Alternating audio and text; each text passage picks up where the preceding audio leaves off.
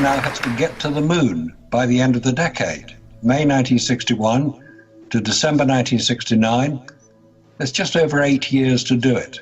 So they got stuck in. They started working out what was required to get a man onto the moon. So they start with the Mercury capsule, which is one man in space, launching them. That was done successfully. John Glenn was a very famous astronaut who orbited the Earth. There were several others in the Mercury program. That was followed by the Gemini program, which was 2 men in space at the same time, and they had to practice the docking in space, so that if they're going to go to the moon, they're going to have to work out how to get to the moon. So they practiced these launches. Neil Armstrong, Buzz Aldrin, and Michael Collins are obviously going to be the Apollo 11 astronauts. They were on the Gemini program. So this was all going on. At the height of the Apollo program, 400,000 people were working flat out, designing, building, and testing the equipment that everybody thought was going to be necessary to get to the moon. This is fine. There's no conspiracy about any of this. This is all on record. These are all people who were working, doing the best job they could. They were using slide rules initially to design the spacecraft because the computers weren't really up to it. And if you want to see what a slide rule looks like, if this sounds a bit historic, it is a bit historic. You've got to go to a museum to have a look for one. Those are a little, yeah, I've seen them. They're actually very good pieces of kit, and they do the job they do, but they're not computers. They came along a bit later. So having decided that they're going to go to the moon, they have to work out what the thing looks like. So they launch various unmanned satellites, the Ranger, the Surveyor, and the Orbiter program, to photograph the lunar surface to find out the best place to land. One of the principles of any scientific development is that you test your equipment. And if you're going to have men or humans on board, you have to test the equipment without humans on board first to make sure it works. Otherwise, you're going to put the lives of people on board in jeopardy. Apollo 6 was an unmanned launch of the full Saturn V rocket. It's 3 stages. Most of it is fuel. It weighs about 3,000 tons. And in order to get the amount of fuel through into the engines, it requires very powerful fuel pumps. What was discovered on Apollo 6, which is an unmanned launch, was that the rocket very nearly shook itself apart. It's called the pogo effect, which is acoustic vibration. The flow of the fuel was probably being interrupted at certain points due to the design of the compressors and the fuel pumps. And it was basically, pogo effect describes it quite well. It was bouncing up and down. And the reports after the Apollo 6 launch was that if it had had humans on board, they would have been unable to do any operation on the craft. Anyway, Apollo 7 followed. This was a manned launch into Earth orbit, which was not the full Saturn V rocket.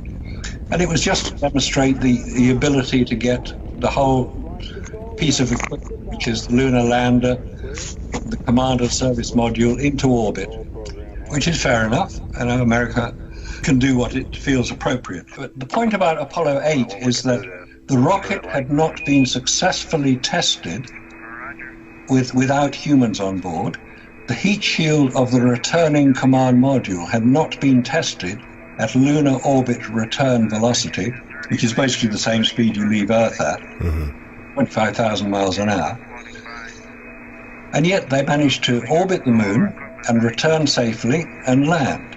This is extremely dangerous to do something that had been previously untested, and the heat shield on the Apollo craft had not been tested under operational conditions at this point. And so just to stop you for a quick second, that's something that a lot of our listeners, I'm sure, have never heard of. NASA, they're perfect, okay? Let's face it. They make no mistakes, quote unquote. But they test everything. So this is an untested mission, basically. This is, okay, we're running low on time here, guys, get in.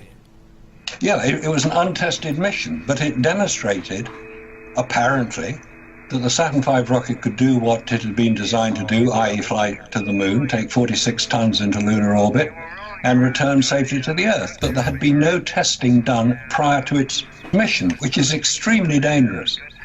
Now, here's a question. What's the temperature on the lunar surface Cold. when the sun is shining? Well, probably hot. It's hot. There's no protection. It's hotter than the boiling point of water, i.e. 100 degrees centigrade, 212 degrees Fahrenheit. So they've got to keep cool because they're in bright sunlight. There are no clouds on the moon. There's no atmosphere on the moon. The sun is shining. And if you've ever tried getting into your car after it's been sat in the sun for a few hours, it's going to get a bit warm inside. So they must have had air conditioning. No, they didn't have air conditioning because you can't have air conditioning in a vacuum. A vacuum is the best insulator that we have. That's why you have thermos flasks. So if you've got a vacuum, how do you get rid of the heat that is generated inside the spacecraft, which has an atmosphere? Because they weren't wearing their spacesuits, except when they were on the lunar surface. And the answer is the heat was radiated away. Now, if you do the calculation, it's called black body radiation. Okay. You do the calculation, you can work out what the internal temperature of that spacecraft will be sat on the lunar surface. And the answer is 246 degrees Fahrenheit or 120 degrees centigrade, i.e. it would cook you. So what on earth were they doing? How did they survive? How did they manage to then return safely to the Earth? And now we get to one of the first discrepancies. Getting there. Getting there was possible, yet untested. And now that they're there, okay, let's face it. The moon, number one, it's cold at night.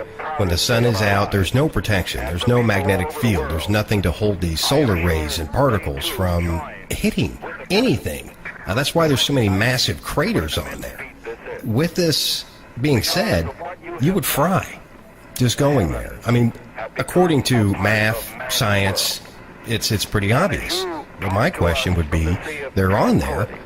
Why would they risk their lives? I know it's a risk going into space, but wouldn't NASA, especially NASA, have figured all of this out prior to even sending them, knowing that they could not survive the trip, let alone the landing on the moon?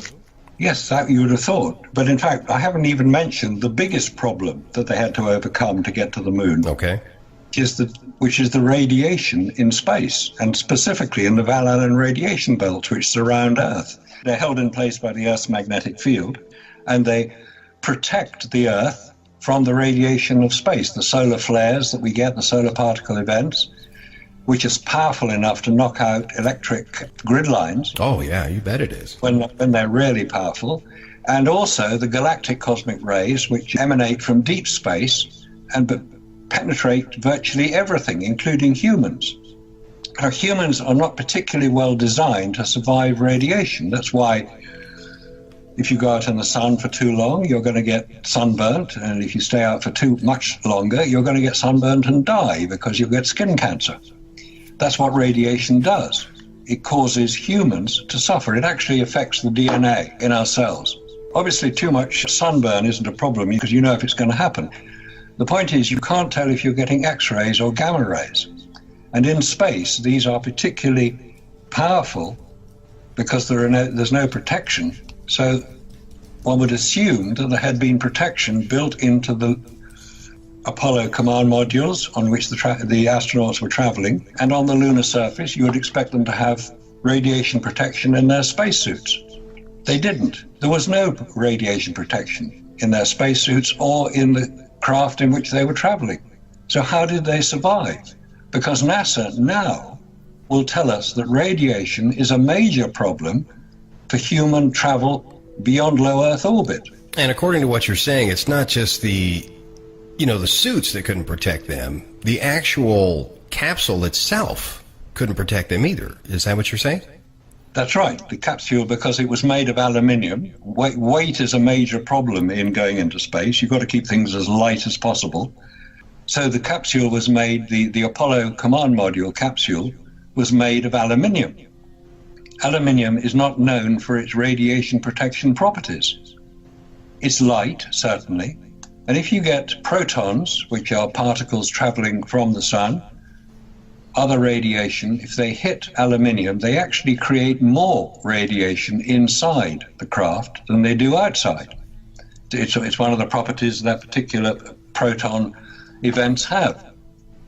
So you've got all these questions which haven't yet been addressed. And NASA, when asked, how did you protect your astronauts from the dangers of radiation in space, will not answer the question. They will not address it. Or they will say something like, well, we launched them in such a direction that they missed most of the Van Allen belts. So go ahead, continue. This is amazing. If you think about how serious the situation would be in a totally foreign environment, not only your heart rate would be jumping through the roof, but you'd have a very serious venue about you when you're moving about. Every little movement that you're making, you wouldn't want to step on anything that was sharp and cut through your boot. You wouldn't want to kneel down onto something. You'd probably have a probe with you to make sure that the ground is solid in front of you so you didn't fall down. I mean, these guys are just running around, falling down, all kinds of stuff, and making jokes about it. It just doesn't seem real. It seems like they've done it a dozen times before in a simulation, and they're on the same set. You know, it's too well rehearsed, as far as I'm concerned, to have any reality to it. The one point I'd like to make, though, is a few people have mentioned to me that it really doesn't matter. It's not important whether they actually made it there or not. You know, they don't think it's a real important feature that we get to the bottom of this. It doesn't matter? That's right. They're saying it doesn't matter? I said to one person, I said, well, I guess you've never had any money, eh? And he kind of looked at me and I said, well, just go on the stock market and invest your money, because NASA's out there on the stock market. And if the technology you're investing in isn't real, I mean, you can still make some money on that, but you better know the difference. There's a lot of different conspiracy theories out there. They're flourishing, a lot of different conspiracy theorists. But like Marcus mentioned earlier, Scott, this isn't a conspiracy. It's blatantly obvious. So, I mean, this is where it's hard to swallow for a lot of people. To me, it's very obvious. I mean, I can't look at any photograph now.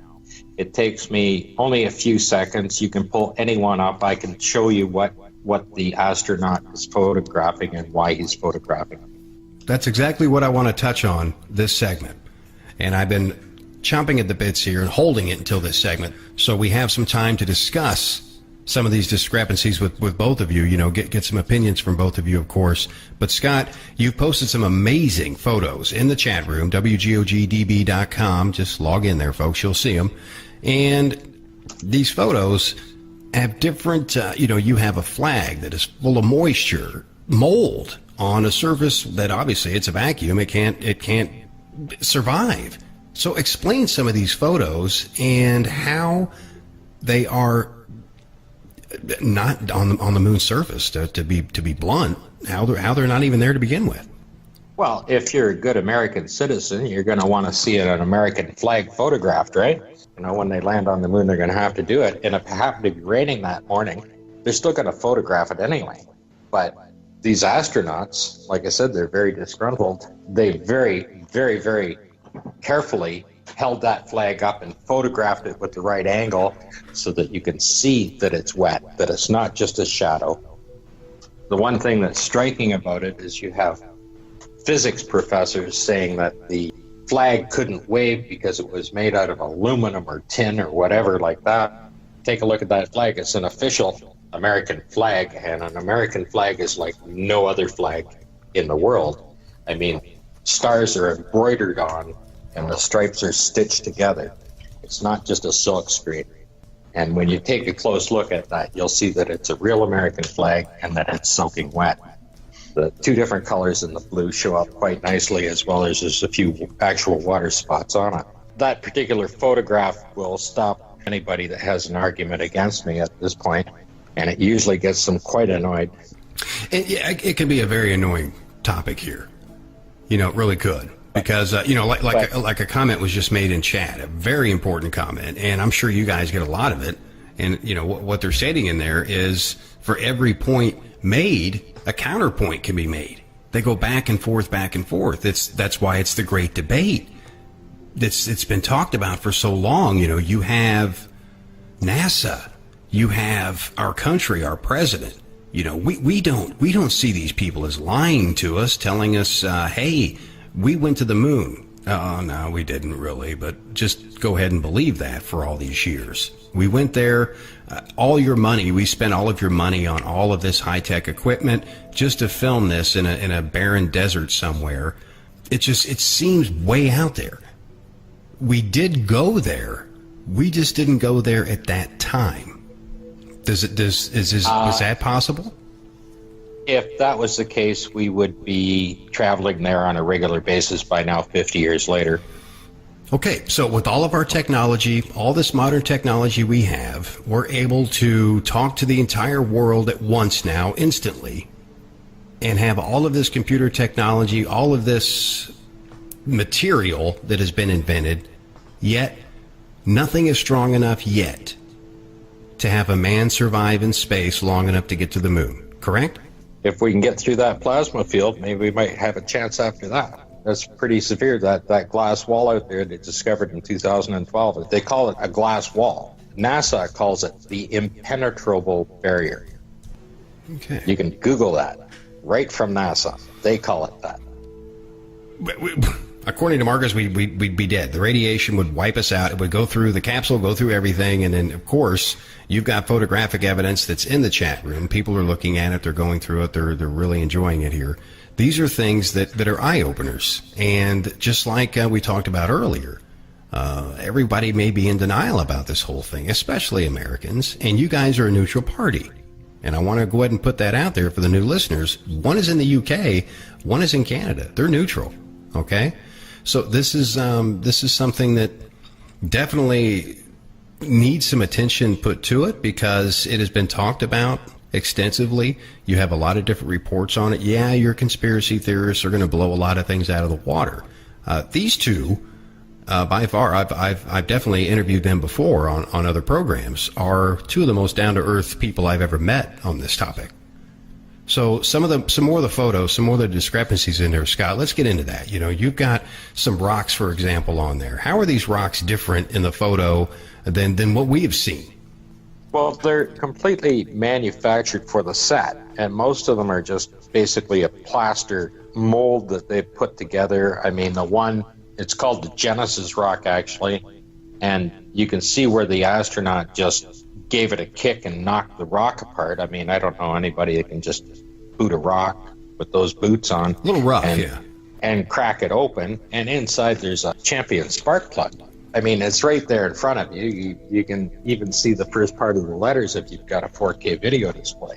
Oh, boy. And it's like I put that one up for an example. Of course, they do have the Genesis rock on display, and they don't have the spark plug with it. It's one of the samples they so-called brought back. Another one was discovered some very red rock on the moon, which they photographed, and they never brought any samples of it back. Well, it's just crushed brick. You're in a landfill site, and if you look closely at it, you can see the bricks, like the broken pieces of brick, but you can still see the pattern of the brick as they were formed on them when you're looking on the thing. It's just quite as simple as removing those colored glasses when you're looking at the photographs and just looking at what is in the photo, right? Like the Apollo 12, with they're setting up the central station for the experimental equipment, the mold that's on the bottom of it is quite apparent. It's right there for everybody to see. They definitely photographed it for you to see, and there's absolutely no way that NASA would have prepared this equipment in a clean room. The other examples of liquids are the rover itself. The rover has a oil leak in the rear wheel. The rear axle is leaking. And, of course, it's coming out, and then the dirt is sticking all over the rim on there. And, of course, there's no liquids in space. And the other photo I put up of the rover is the Apollo 17 rover, where they took the map and they put a piece in where the fender was missing off the back to stop the dirt from coming up, and the fender actually fell off in Apollo 16, and they're fixing it in Apollo 17. I don't forget how many hundreds of miles apart those two places are on the so-called on the moon that they mapped. Mm-hmm. But they took a different rover for each mission. That's a long way. It's not. It's the same rover through all of them. And I have pictures of the Apollo 15 rover with the same oil leak. But the moon rover, okay, there's a photograph here, and it's an interesting one. One of the wheels is literally in midair, and that can be explained in one of two ways. Maybe it was bouncing, but it doesn't look like whoever's getting on there is even seated to do anything with it. I think he's just kneeling on it to lift it off there. That's not the important part of that photograph. The important part is the tongs that is set on the pile of dirt, and the tongs is very carefully set up there to make sure that the shadow creates an arrow, and at the end of the arrow is an astronaut's glove embedded right into the pile of dirt, and the entire left side of that pile of dirt has gloves sticking out of it everywhere. I think I put 3 shots of it up there, of the close-ups of the gloves sticking out all over that pile of dirt. They aren't the same ones that they're using on it. It probably could have been a prototype glove before. First of all, I'd like to apologize to many Americans who are probably feeling quite uncomfortable and are feeling that this Marcus Allen and this Scott Henderson really have no idea what they're talking about. I'd like to apologize to you because it is hard to accept something which you have believed, you've seen live on television, you consider to be part of the national consciousness. What we've got here is one of those paradigm-shifting moments. If you can accept that maybe NASA have not been entirely honest with the American people, or the world even, if you can accept that and just use that as one particular viewpoint and say, look, NASA, your business is in space. If it's a problem getting into space, tell us about it. We'll help you overcome it. We want to travel in space. We want to go to the moon, to Mars, to Venus. We want to travel. That is what humans do. We explore. If you are denying the evidence that we have presented, then you have to come up with a better answer. Scott, give a final thought here. Well, as far as I'm concerned, I would like to see my children and my grandchildren properly educated in what we can and cannot do in space or technology and whatever that we have to offer out there. The best way to give them the incentive is to say, these are the challenges we need to go after. These are the ones that we have to resolve, right? Because they're still trying to resolve them today, yet they've claimed they've already done it. You know, NASA says, well, we lost the technology. I don't see anywhere in history where we've lost the technology. When the Wright brothers learned to fly, they kept on flying.